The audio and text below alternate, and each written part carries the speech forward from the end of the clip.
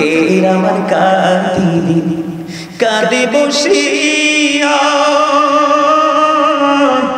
সকল কর্ম লিখিতেছি হুকুমনিয়া আল্লাহর হুকুমনিয়া 44 কদম হাঁটিয়া আসবি সংযোগ মন করে নালকির হাজির হইবি রে তখন ঠিক না বাস্তব কথা না এড়িয়ে যাওয়ার কোনো সুযোগ আছে তো আমরা কি আসলে সেই জায়গাগুলো নিয়ে চিন্তিত মোটেও আমাদের কোনো ফিলিংস নেই আমাদের ফিলিংস হলো পৃথিবী নেই কি নিয়ে আজকে দেখবেন মানুষ যখন দিনের কাজের জন্য মানুষকে ডাকা হয় কিছু দেওয়ার জন্য বলা হয় মানুষ এগিয়ে আসতে চায় না মানুষ পৃথিবী নিয়ে বেশি ব্যস্ত থাকতে পছন্দ করে না কুরআন শরীফে সূরা আলে ইমরানের 185 নম্বর আয়াতের শেষ অংশে আল্লাহ বলেছেন ওয়ামাল হায়াতুদ দুনিয়া ইল্লা মাতাউল গুরুর এই যে দুনিয়ার জীবনটা এই পৃথিবীটা এটা একটা ধোঁকা এটা একটা প্রতারণা বলেন কে আল্লাহ এই যে আমরা এত লোভ লালসাকে আমরা অন্তরে পুঁজি করে অর্থ উপার্জন করে যার যার জায়গা থেকে আমরা কার জন্য রেখে যাচ্ছি সন্তানদের জন্য আওলাদের জন্য তাই তো কিন্তু এই সম্পর্কে আল্লাহ রাব্বুল আলামিন ওয়াজ করতেছেন কোরআন শরীফের 19 পারা সূরা শুআরা 88 নম্বর আয়াতে আল্লাহ বলতেছেন ইয়াউমা লা ইয়ানফাউ মালু ওয়ালা বানুন সুবহানাল্লাহ আল্লাহ বলতেছে ধন সম্পদ সন্তান সন্ততি কিচ্ছু কাজে লাগবে না কার জন্য করছেন এত কিছু দুনিয়ার লোভ লালসা কর্মকাণ্ড ধোঁকা আরে ধোঁকা থেকে আপনি কুড়িয়ে রেখে যাচ্ছেন এগুলো নাকি আপনার কোনো কাজেই আসবে না তো কি করতেছেন চিন্তা কি আমাদের মধ্যে আছে চিন্তা আমাদের মধ্যে নেই এই জন্য আমি আজকে একটা ওয়াজে আমি হেডলাইন দিয়েছি শিরোনাম দিয়েছি ইয়া আইয়ুহাল্লাযীনা আমানু কু আনফুসাকুম ওয়া আহলিকুম নার আল্লাহ বলেছেন O believers save yourself and your families from the fire আল্লাহ রাব্বুল আলামিন ঈমানদারকে ডেকে বলেছেন তুমি জাহান্নাম থেকে বাঁচো এবং তোমার পরিবারকে জাহান্নাম থেকে বাঁচাও সুবহানাল্লাহ ওনা আমি তো রাস্তা চিনি না আমি বাঁচাবো কিভাবে এই জাহান্নাম থেকে বাঁচতে হলে এবং বাঁচাতে হলে আপনাদেরকে একটা কাজ করতে হবে আল্লাহ রাসূল বলেছেন আদিবু আওলাদাকুম আলা সালাতি খিসালিন হুব্বি নবিকুম ওয়া হুব্বি আহলি বাইতিহি ওয়া আলা কিরাতিল কুরআন রাসূল বলেছেন তোমরা তোমাদের সন্তানদেরকে তিনটি বিষয় শিক্ষা দাও কয়টি একটি হলো হুব্বি নবিকুম teach the love of the prophet নবীর প্রেম শিখাও কারণ নবীর প্রেমই হলো ঈমান এবং এটা আমাদের জন্য ফরজ ঠিক ওয়া হুব্বি আহলি বাইতিহি টিচ ফ্যামিলি লাভ নবীর আহলে বাইত নবীর পরিবারের ভালোবাসা শিখাও তারপরে বলেছেন 3 নম্বরে ওয়া আলা কিরাতিল কুরআন কুরআন তেলাওয়াত শিখাও সুবহানাল্লাহ বলবেন না আল্লাহ is all in all follow his law and life for eternal success আল্লাহ রাব্বুল আলামিন সব কিছুর মালিক তাই না যিনি লা শারীক قل هو الله هو احد Allah is one there is no good but Allah সে আল্লাহ ব্যতীত কোনো উপাস্য নেই কোনো ইলাহ নেই মুহাম্মদুর রাসূলুল্লাহ সাল্লাল্লাহু আলাইহি ওয়াসাল্লাম is the messenger of Allah সুবহানাল্লাহ সুবহানাল্লাহ আপনাদেরকে যে বুঝাই দিয়েছি আমি আপনারা বুঝেন সবাই বুঝেন জি আল্লাহ রাব্বুল আলামিন বলেছেন আল্লাহ আমাদের জন্য দুইটা নিয়ামত দিয়েছেন কয়টা দুইটি একটা হলো ল আর একটা হলো এন্ড লাইট ল হলো কোরআন দা হোলি কোরআন পবিত্র গ্রন্থ এই কোরআন থেকে আজকে বিজ্ঞান আবিষ্কৃত হয়েছে পৃথিবী ডিজিটাল আধুনিক অত্যাধুনিক হয়ে গেছে একেবারে কমার্শিয়াল এটা হলো কি ল এটা হলো আইন আমাদের জন্য আর লাইট হলো আল্লাহর প্রিয় হাবিব সরকার মদিনা ইমামুল মুরসালিন সুবহানাল্লাহ লাইট কইলেই তো অনেকের মাথা নষ্ট হয়ে যায় নূর বললেই মাথা একেবারে পুরো হট হয়ে যায় আসলে নূর মানে কি নবীজি আসার পরে কি পৃথিবী অন্ধকারাচ্ছন্ন হয়েছে নাকি আলোই ভরে গেছে তো আলো হচ্ছে বাংলা শব্দ আরবিতে এটাকে বলা হয় নূর ইংলিশে বলা হয় লাইট তাহলে সমস্যাটা কোথায় কোনো সমস্যা নেই আপনার বিবেকে কারণ আপনার মেন্টালিটি সীমিত এটা আপনার পার্সোনাল সমস্যা কথা বলেন না কেন আপনি বিশ্লেষণ ব্যাখ্যা আপনি ওয়ার্ড মিনিং বুঝতে পারেন না সেটা আপনার সমস্যা ঠিক কথা বলেন না কেন নবীকে নিচু করলে আপনার ব্রেনে সেটআপ হয়ে যায় কিন্তু নবীকে একটু মর্যাদা দিলে এটা আপনার ব্রেইনটাকে পুরো হজবরল করে দেয়, গোলমাল করে দেয়। তাইলে আমি কি মনে করব আপনার ব্রেইনেও সমস্যা না, আপনার ইমানই গলদ। কথা বলেন না কেন? কোথায় গেল?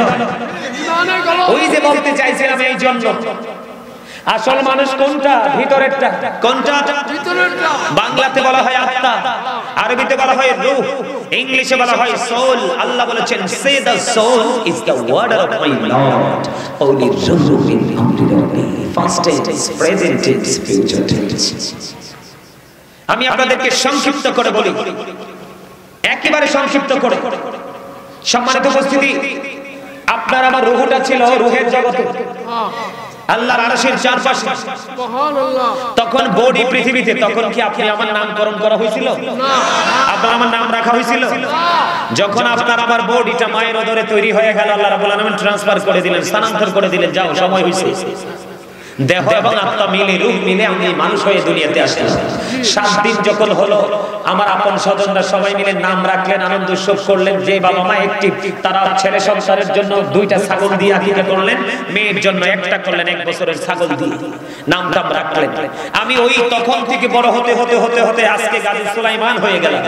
আলহামদুলিল্লাহ। আরেকদিন কিন্তু আমি আমাকে দিয়ে বলছি, আপনাকে দিয়েও বলতে পারতাম, কারণ আপনাদের অনেকের নাম তো আমি জানি না। এখন যখন আমি গাজী সুলাইমান হয়ে গেলাম, একদিন আবার আমার দেহ থেকে এই সোল, রূহ নামক যে মানুষটা, এটা আউট হয়ে গেল। কি হয়ে গেল?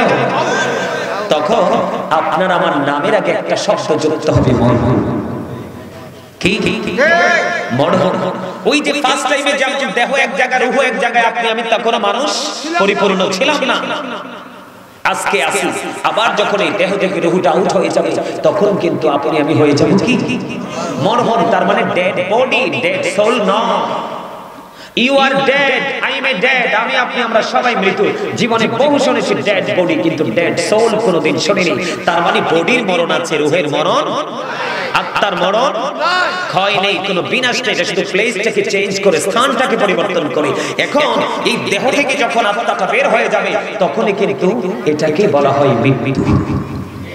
কথা বলেন না কেন? এটাকে কি বলা হয়? আরো যারা বলেন কি বলা হয়? আরো যারা বলেন না কি? মরণ। মরণ। মরার পরে ঠিকানা কোথায়? যার যার পছন্দের গোরস্থান। কারো বাড়ির আঙিনায়, কারো পাহাড়ের চূড়ায়, কারো পুকুর পাড়ে, এরকম না?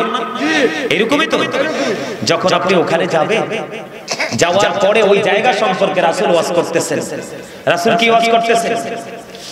আল কবারু রওজাতুম মির রিয়াদিল জান্নাতি আও হুফরাতুম মিন হুফারিন নার।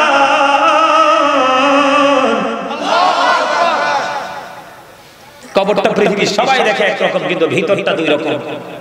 ভিতরটা কয় রকম? নেগেটিভ, আলো, অন্ধকার, সুখ, দুঃখ। সোজা কথা, কারো কারোর জন্য কবরটা জান্নাতের একটা বাগান হবে, কারো কারোর জন্য জাহান্নামের একটা গর্ত হবে। যাদের জন্য গর্ত হবে না, তাদের জন্য বলেন নাউজুবিল্লাহ। আর যাদের জন্য জান্নাত হবে, তাদের জন্য বলেন আলহামদুলিল্লাহ।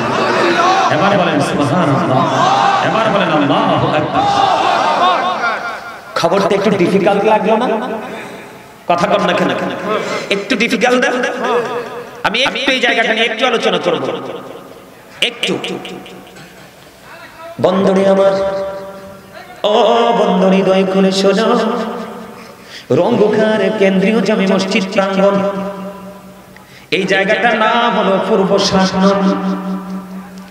পূর্ব শাসনলের আমার ভাই, আমার বাবারা, আমার মা বোনদেরকে ডেকে ডেকে বলবো, হৃদয়ের জানালা করে তোমরা সবাই শোনো। ছোট্ট একটা এক্সাম্পল দিব বন্ধু। আমাদের গাফিলতি, আমাদের অবহেলা, আমাদের অনীহা আমাদেরকে কোথায় পর্যন্ত নিয়ে যাবে বন্ধু? যখন তুমি কবরে যাবে, নবী সম্পর্কে প্রশ্ন করা হবে। যারা মুমিন, পৃথিবীর বুকে ধারাবাহিকভাবে তারা কাজ করে ফিউচার পর্যন্ত কদম দিয়েছে, যখন নবী সম্পর্কে প্রশ্ন করা হবে, সঙ্গে সঙ্গে তিনি সঠিক জবাব দিয়ে দিবেন। জবাব দিতে দেরি, ও বন্ধু, গায়েব থেকে আওয়াজ আসবে। আওয়াজ আসার সঙ্গে সঙ্গে ওই ব্যক্তির কবরটা দৈর্ঘ্য এবং প্রস্থে 70 গুণ চওড়া করে দেওয়া হবে। কবরটা আলোয় আলোয় ভরে দেওয়া হবে। জান্নাতের বিছানা বন্ধ বিছিয়ে দেওয়া হবে। ওই ব্যক্তি বলবে আমি পৃথিবীতে ফিরে যেতে চাই, আপন স্বজন কান্নাকাটি করে। ফেরেশতারা বলবে না না, আর ফিরে যাবে না, তুমি নতুন বরের মতো তুমি ঘুমিয়ে থাকো, যতদিন না পর্যন্ত তোমার প্রিয়জন তোমাকে না ডাকবে। হইছে না তো? সুবহানাল্লাহ।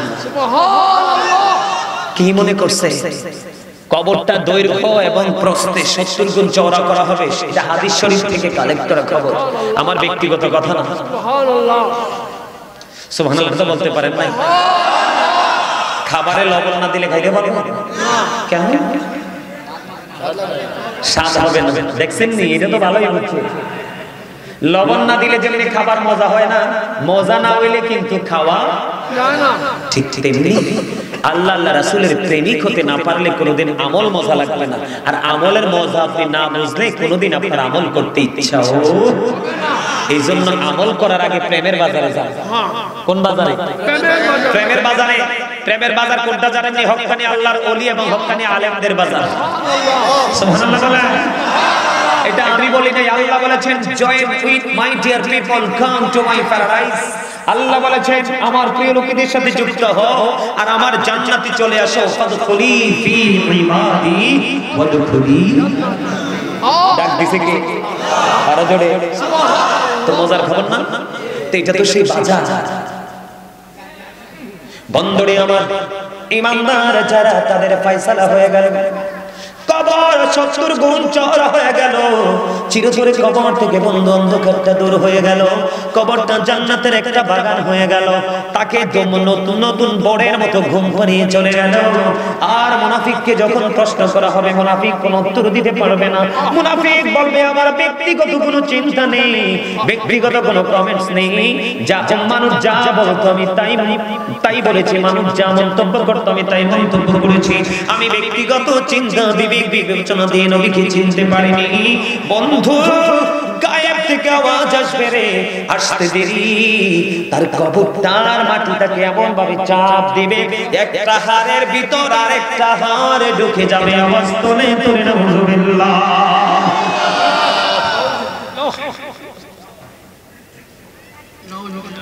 এই জন্য আপনাদেরকে বলছি, এই জান্নাতের বাগান হলো আপনাদের জন্য পজিটিভ, আর যারা আসেনি তাদের জন্য আজকে এই দিনটা তাদের জন্য কাল হয়ে যাবে।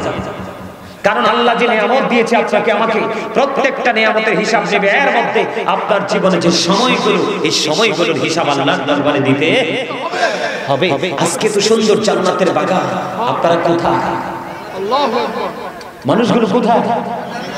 মানুষগুলো নিজেদের মতো করে চতুর্পাশে ঘোরাঘুরি করছে, হাঁটাচলা করছে।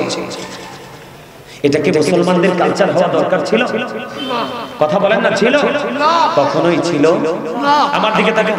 আল্লাহ রাব্বুল আলামিন পবিত্র কালামে হাকিমে বলেছেন ইন্নাল কাফিরিনা কানু লাকুম আদুওয়াম মুবিনা।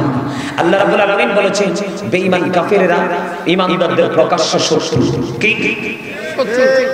আল্লাহ তাদের সম্পর্কে বলেছেন উইদ্দাতুল কাফিরিন, তাদের জন্য বরাদ্দ করা কি কথা বলেন না কেন?